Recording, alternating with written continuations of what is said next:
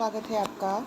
तो आज हम लोग जो है देखेंगे काव्यांग विवेचन, जो कि अब आपको 19 तारीख को होने वाला है। एक पेपर पहले दे चुकी हूँ, एक और पेपर इनके ज़्यादातर क्वेश्चन मैं वैसे सॉल्व करा चुकी हूँ, लेकिन फिर भी आपको 2025 के प्रश्न पत्र के फिर भी मुझे लगता है आपको प्रश्न पत्र सॉल्व कराना मेरी नैतिक जिम्मेदारी बनती है, जब मैं आपको यूओयू के लिए प्रिपेयर करवा रही हूँ।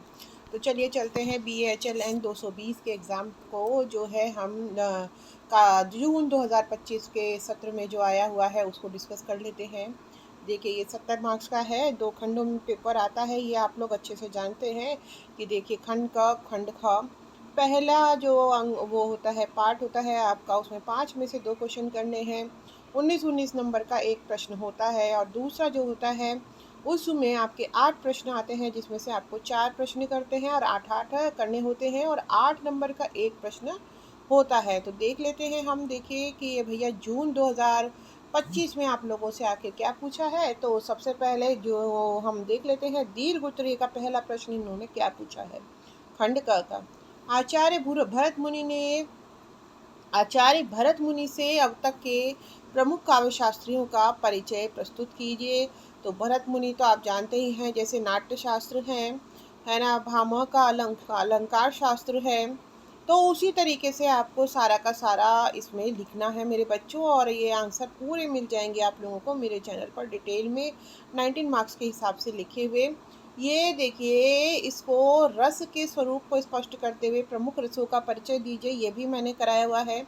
हिंदी के मात्रिक छंदों का वर्णन कीजिए, ये मुझे अभी कराना है। शब्द शक्ति प्रकरण पर सविस्तार विचार कीजिए, मैंने कराया हुआ है, लेकिन मैंने संस्कृत साहित्य में कराया था, दोबारा करा दूंगी मैं आपको। जो संस्कृत साहित्य वाला आपका पेपर हुआ था, BASLN 220, ठीक है। काव्य प्रयोजन पर सुचिंतित टिप्पणी कीजिए, ये भी मुझे अभी कराना है। रस के प्रमुख तत्वों को स्पष्ट कीजिए, यह भी कराना है। नायक भेद के विभिन्न आधार स्पष्ट कीजिए। जो भेद होते हैं ना बच्चों, चार, धीरोदात्त, धीरोधृष्ट, धीरोदत्त। तो ज़्यादातर तो जो नायक है वो धीरोदात्त किस्म के ही हैं हमारे साहित्य में, जैसे भगवान श्री राम है, शिवाजी है शिवराज विजयम में, या भगवान राम रामचरितमानस में है, या रामायण में है। तो धीरोदात्त वह नायक होता है जो हमेशा किसी भी परिस्थिति में एक तो विचलित नहीं होता और वीर होता है, और क्षत्रिय, अक्सर वो क्षत्रिय कुल का होता है, सुंदर होता है, युवा होता है। धीरोधत्त कौन हुआ बच्चों, जैसे कि भीम है, वो वीर भी हैं ना, और हष्ट पुष्ट और जवान भी है, युवा भी हैं, लेकिन वह आत्मश्लाघा कई बार वो कर देते हैं कि मेरे अतिरिक्त जब वेणी संहारम में जब वो द्रौपदी के दुर्योधन को मार के द्रौपदी के केशों को धोने के लिए, या उसकी वेणी को सुरुधिर से दुर्योधन के रंग मतलब धोने के लिए, और वेणी को संहारने यानी संभालने बांधने के लिए जब रक्त लाते हैं, तो कहते हैं यह मेरे अतिरिक्त कौन कर सकता था, यानी कि वो धीरोदत्त श्रेणी के हैं, यानी उन्होंने आत्मश्लाघा आत्म प्रशंसा की है यहाँ पर। इसी तरीके से धीरोधृष्ट तो एक निकृष्ट कोटि का जो है थोड़ा नायक होता है बच्चों। तो ये सब भी मैं डिटेल्ड वीडियो में बता दूंगी आपको। प्रतिभा काव्य हेतु पर विचार कीजिए। काव्य प्रयोजन के संदर्भ में मम्मट के मत पर विचार करें। क्या काव्य प्रयोजन मतलब काव्य का क्या प्रयोजन है जो आप लिख रहे हैं। कई बार तो आदमी अपने सुख के लिए लिखता है, जैसे मैं लिखती हूँ, मैं खुद को मुझे खुशी मिलती है इसलिए लिखती हूँ। कभी कभी लोक कल्याण के लिए भी इंसान लिखता है, ठीक है। और कभी कभी क्या होता है, किसी को जैसे रीति में आचार्य जो ग्रंथ काव्य हैं दूसरों को सिखाने के लिए भी काव्य की रचना की जाती है। कभी राजा या सत्ता पक्ष को प्रशंसा के लिए लिखे जाते हैं। रीति काल में ऐसे बहुत से ग्रंथ लिखे गए हैं, जैसे हिम्मत बहादुर वीरदावली है ना। तो इस तरीके से वो राजाओं की प्रशंसा जिनके आश्रय में कवि रहते थे लिखा करते थे।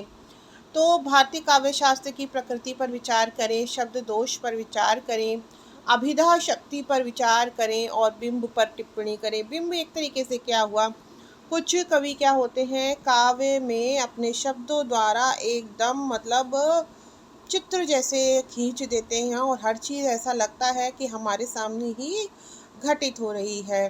तो इसको क्या, बिंब को भी मैं अच्छे से आपको बता दूंगी, वैसे मैं बता भी चुकी हूँ, ठीक है। पर ये पेपर मैं आपको सॉल्व करवा दूंगी। तो ऐसे ही यू रिलेटेड इम्पॉर्टेंट इन्फॉर्मेशन के लिए आप लोग मेरे चैनल को अवश्य ही सब्सक्राइब कर लें, शेयर करें और कमेंट अवश्य करें। देखिए, कमेंट करने से मेरे वीडियो की रीच स्वतः ही बढ़ जाती है यूट्यूब द्वारा, और एक बच्चों तक, जो मैं चाहती हूँ कि हर बच्चे के कम से कम 75% आए, चाहे वो कितने भी दुर्गम क्षेत्र में रहता हो। और ये वाले जो सत्र के एग्ज़ाम हैं बच्चों, ये तो बरसात के दिनों में पहाड़ के लिए बड़ा मुश्किल होता है। जगह जगह भूस्खलन और इस तरीके से कि मलबा बह के आ गया रास्तों में, कनेक्टिविटी तक कट जाती है पहाड़ों में।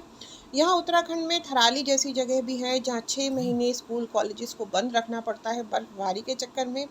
तो ऐसे में मेरी वीडियोस, जैसे यहाँ पे अनसॉल्व पेपर भी नहीं मिलते हैं, सॉल्व पेपर भी नहीं मिलते हैं, मेरे चैनल का महत्व और ज़्यादा बढ़ जाता है। और मेरा प्रयास ही यही है, सभी बच्चों की फर्स्ट डिवीज़न और 75% मार्क्स।